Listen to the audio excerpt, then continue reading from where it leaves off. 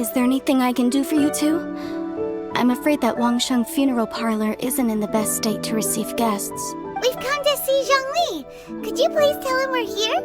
Unfortunately, Zhongli isn't here at the moment. It seems he went to Northland Bank. Doesn't the Northland Bank belong to the Fatui? Last time we saw Zhongli was before we went to the Golden House. Do you think he doesn't know about the attack on Liyue? Visiting the Fatui at a time like this could only mean more trouble. We had better go and make sure that everything is okay.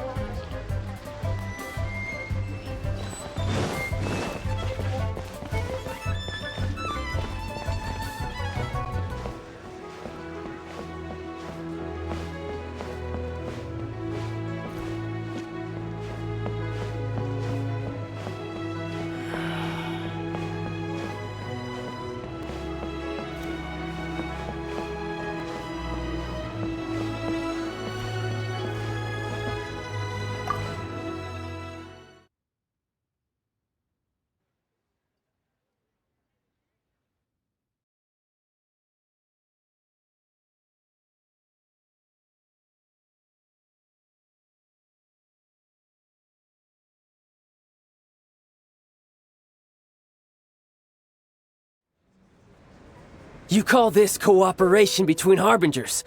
Cooperation involves communication, you know. Don't take it to heart, child. Besides, aren't you happy that you got to skip the formalities and bring chaos to the land?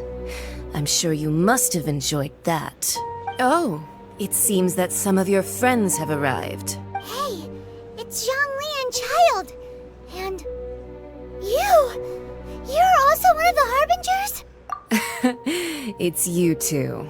I believe we've met once before. In the city of Bards, was it? I'm glad you still remember my name. Ah, right. I imagine that it must have been rather hard to forget watching helplessly as something precious was snatched away from your friend. No, don't let her get to you! You've yet to gather the powers of all 7 elements, and our last battle at the Golden House was almost more than you could handle. So it might be best to keep things peaceful this time, seeing that 2 of the Harbingers are here.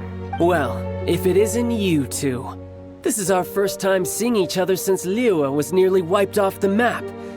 This is certainly a bit awkward, wouldn't you say? Paimon knew that we should never have trusted a Fatui Harbinger. Oh, now don't say that. Sure, I may have misled you, but I never had anything against you personally. Besides, I thought we were getting along quite well together, didn't you? Except for that little tussle we had at the end. Nothing personal. We just have different views, that's all. Of course, you may very well hold this against me, but that's up to you. The real deceivers here are Senora and Zhongli.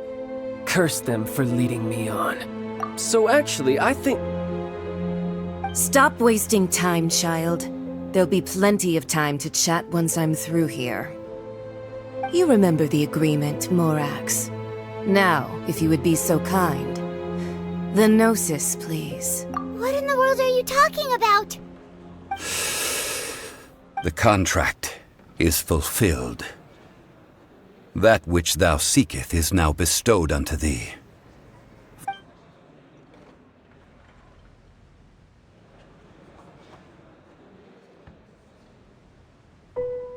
How sanctimonious.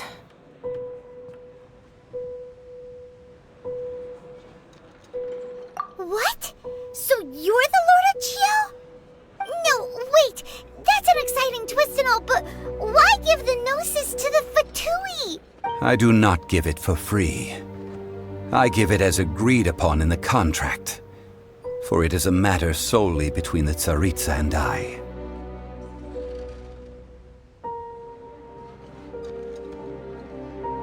Yeah, you don't think you went a little bit too far with that whole fake death thing? Everyone the ceremony for you, and splat! This big dragon falls out of the sky, and all of Liyue goes into an uproar. Talk about a disaster. Gathering all the forces that had been bubbling behind the scenes, and then stirring them together in a pot that was bound to boil over.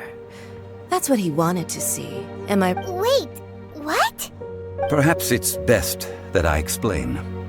As you know, I've dwelt upon this world for more than 6,000 years. I witnessed the founding of Liyue, together with the Adepti 3,700 years ago. Even boulders that can withstand whirlpools will erode with the passing of time. I kept convincing myself that cracks had not begun to form, and that the end of my time had not yet come. Until one drizzly day, as I was strolling along the harbor, I heard a merchant tell one of his workers, "You've finished your duties. Go ahead and call it a day." I stood motionless among the crowds, asking myself, have I already finished my duties? Oh, Zhongli. But as I began to consider relinquishing my divine role, I soon discovered that many reasons still remained to not hastily depart. Was Liyue, the city I had dwelt in for so long, already prepared to enter its next age? I decided that a test was needed in order to reveal the answer, so I feigned my own death, and gathered the cast of Child, the Adepti, and the Liyue Qixing to play their roles together on the stage that was Liyue. Indeed I was. The gnosis which I had kept for so many years suddenly seemed to have lost its meaning. That's right, which is why I continued to safeguard the gnosis until now. So you mean that if the chaos ever reached the point of no return, you would simply appear and use your divine powers to bring Liyue back under control? Of course, and it would have been all too easy for him too. Just as a child quickly matures after losing their parents, so has Liyue matured when faced with the death of its deity. I was pleasantly surprised with the finale of the show that you all put on. Why, you even deserved an encore. The Adepti deserve the greatest applause, considering their years of seclusion. They hardly recognized the city, yet faced with such a crisis, they exerted the greatest amount of restraint. Not only did they manage to cooperate with the Qixing, but in the end, they even tried to understand the heart of the people. And hats off to the emissary dispatched by the Cryo-Archon to fulfill our contract, Signora. She managed to keep everything she knew in strict confidence, far from the eavesdropping ears of her colleague Child, just as I had requested. All the while, I carried on as Zhongli, and fulfilled the traditions of Liyue in this mortal form. Thank you for walking that path with me, Traveler. These things were all a part of my script. The only unforeseen plot twist was the conduct of the Liyue Qixing. I had expected them to do no more than the Adepti, to come to the defense of Liyue. But when all was said and done, they seized the opportunity to supplant Liyue as divine protectors, and used the subsequent power vacuum left by my death to quickly gain complete control of Liyue. Huh? That doesn't sound good at all. On the contrary, I think it is excellent. I had always feared that it was too soon for them to take over from me. And it was also that which I longed for the most. As such, this is the best parting gift anyone could have given this god of old. Hey, what about me? Doesn't anyone feel the least bit of remorse for deceiving me? You've practically kept me in the dark. I think that thanks would be more appropriate. You certainly played no small part in all of this, wreaking havoc and turning the city upside down. The Lord of Geo ought to thank you for your performance, if anything.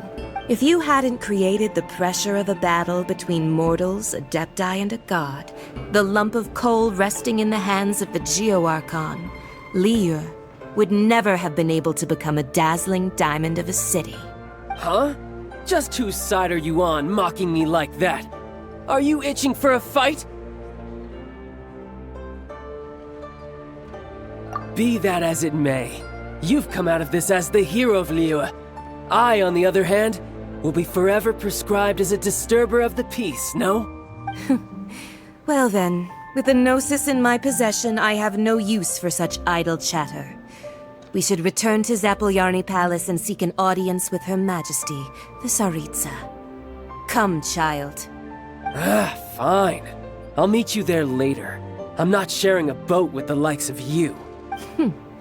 Do as you wish.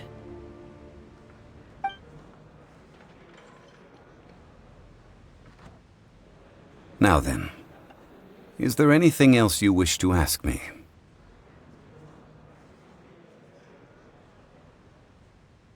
Right! As Zhongli always told us, a good trade is a fair trade. Paimon has no idea what could be a good trade for a Gnosis. Realistically speaking, there is no such thing. Huh? However, I am the god of contracts. For thousands of years, I have made countless contracts. If the deal was of no benefit, then I certainly would not be inclined to agree to it. My agreement with the Cryo-Archon will be the last of my contracts as the Geo-Archon. My contract to end all contracts. As for the bargaining chip that the Tsaritsa used to balance the scales, uncover that answer for yourself in your future journeys.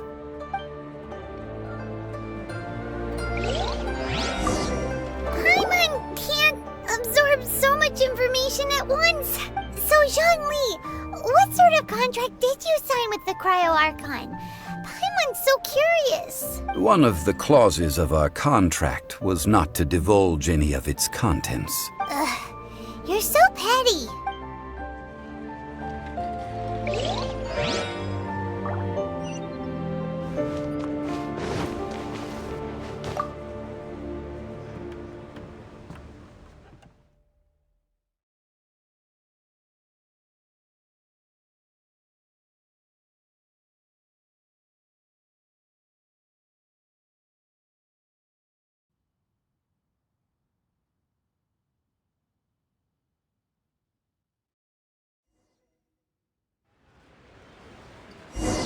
Today's the day of the rite of parting.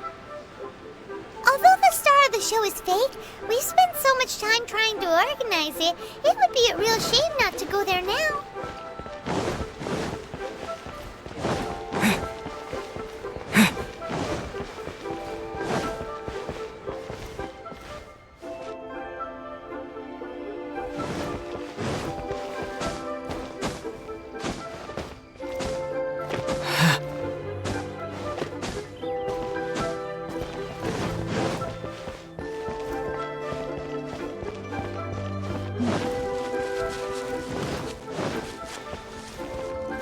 Well, since we're going through with this rite of parting, I guess it means that those rumors hit the nail on the head. So Rex Lapis is really... But they didn't catch the culprit, did they? Oh, come on. Do you think that the assassin could have been a normal person? You know what I think. I don't think any of the gossip on the streets you hear from those shady types is worth anything. There's only one real possibility in my mind. I've heard that the assassin was that Fatui fellow. Youngish, pretty high in rank. I think they called him Child. The Fatui? They certainly are very suspicious. Who knows what those greedy, crooked folks... Shh! Lower your voice. If the Fatui catch you in their sights, Rex Lapis won't be around to protect you this time.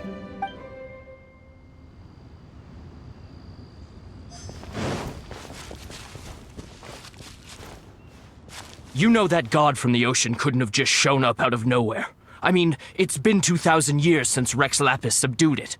Yes, and to think that this happened right on the heels of the incident with Rex Lapis, too. Say, do you think the person who assassinated our lord and released that evil god might have been one and the same?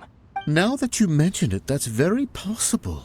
Yes, it's very possible indeed. I mean, it all fits together. That person must have colluded with the evil god to harm Rex Lapis. Oh, that wicked, black-hearted scoundrel. Still, what sort of supernatural prowess must this person possess to be able to do such things? I have never heard of such a person in all my years. Ah, forget it. Guessing's no use to us. Look, the Millilith over there looks like he's about to make an announcement. Let's hear what the Ministry of Civil Affairs has to say first. Of your personal safety.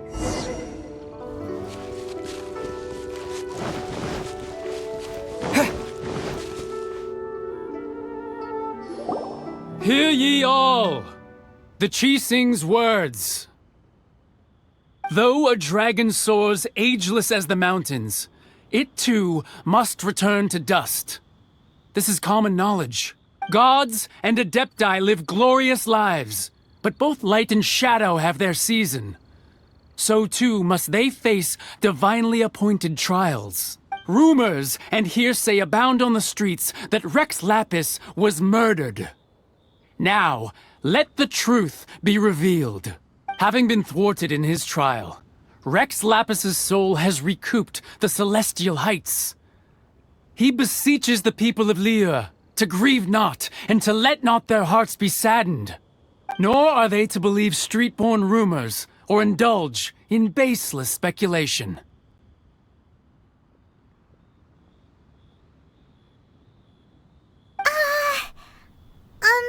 Paimon needs a translation on what the Qixing's announcement said. So that's how they're spinning it. Something feels off. Why would they suddenly give up looking for the murderer? Not to mention how this excuse sounds like something they just made up on the spot.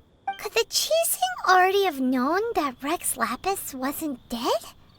But Zhongli said that neither they nor the Adepti knew anything. Did Zhongli tell them in secret after his gnosis changed hands? Exactly, right? Ooh, seems like the rite of parting has been going on for a while now. Let's go have a look.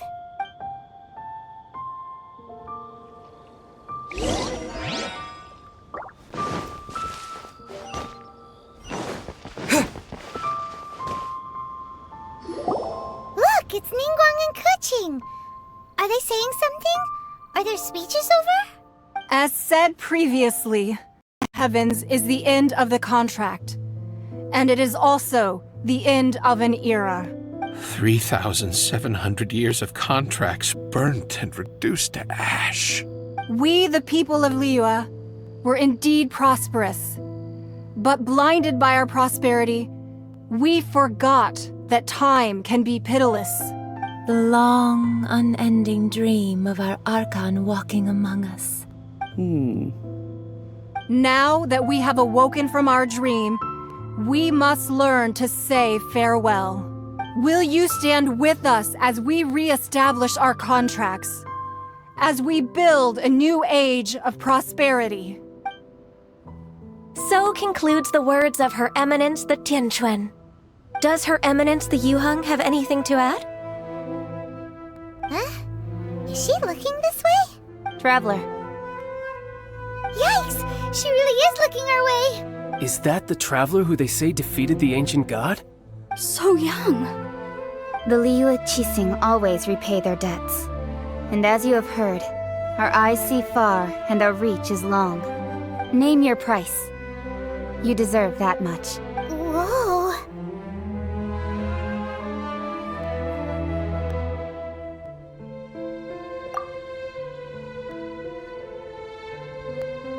Well, could you help me put up some missing person posters?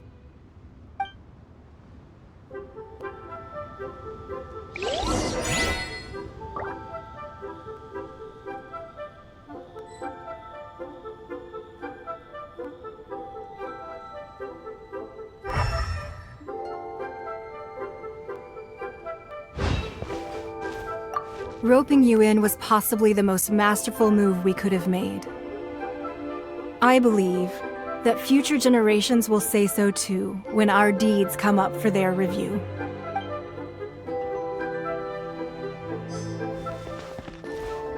The cleanup of the premises, managing the crowds as they exit, making an account of the rite? There's much that remains to be done. I didn't miss anything, did I?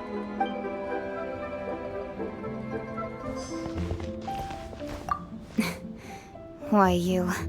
Were you just trying to look cool earlier, or are you really that selfless? If you were looking for someone, you could have just told me that in private.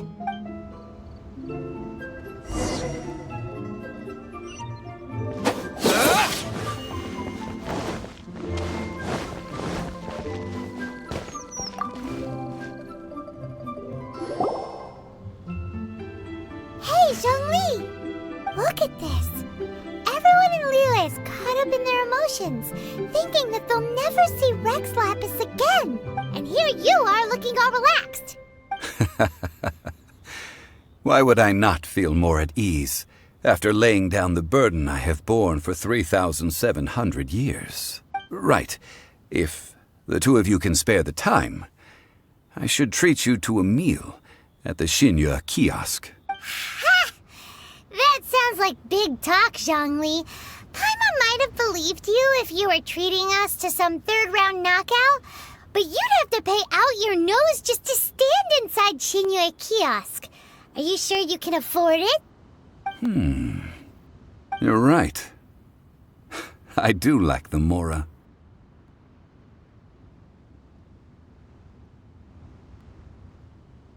But why would Morax lack Mora?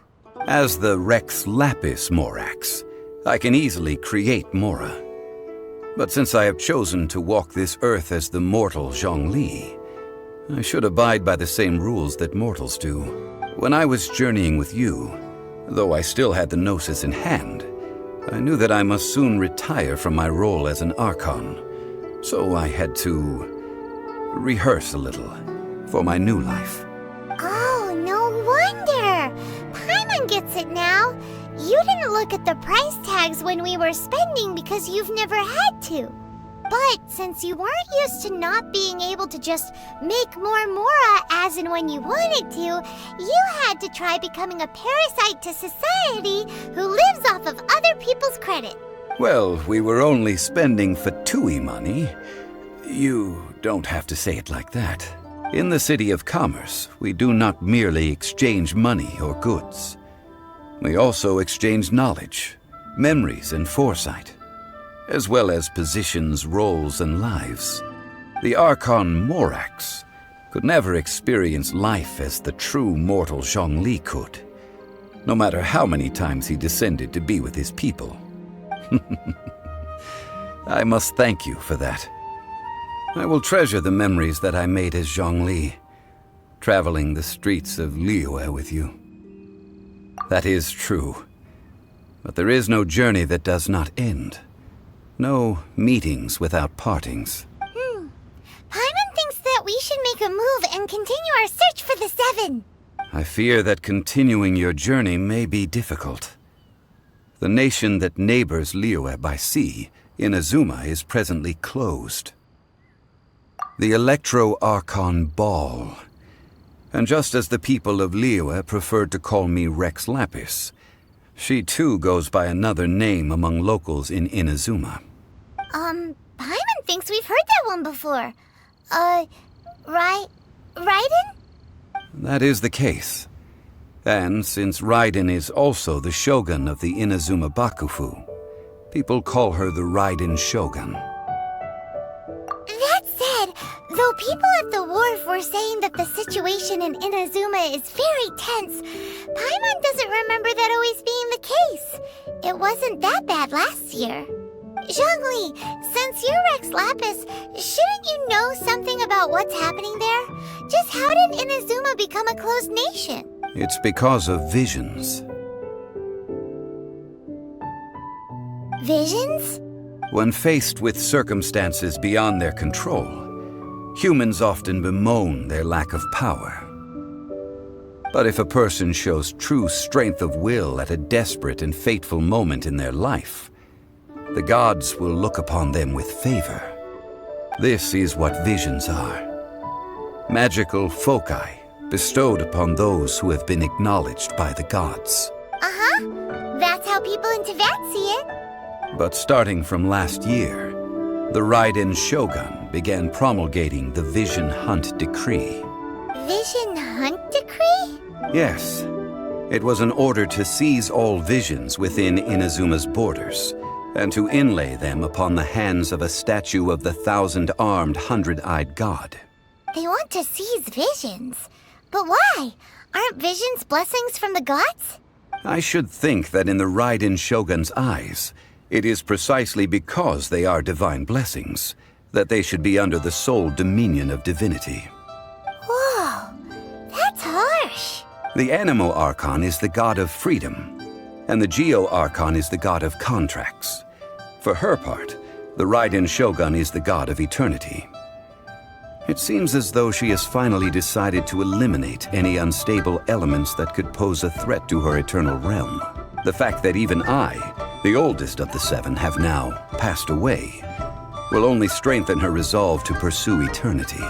Knowing her, she must have again quoted that adage she is most fond of when proclaiming that decree to her people. 7 ideals for 7 gods, and of these, eternity is nearest unto heaven. All right then. Was there anything else you wish to know?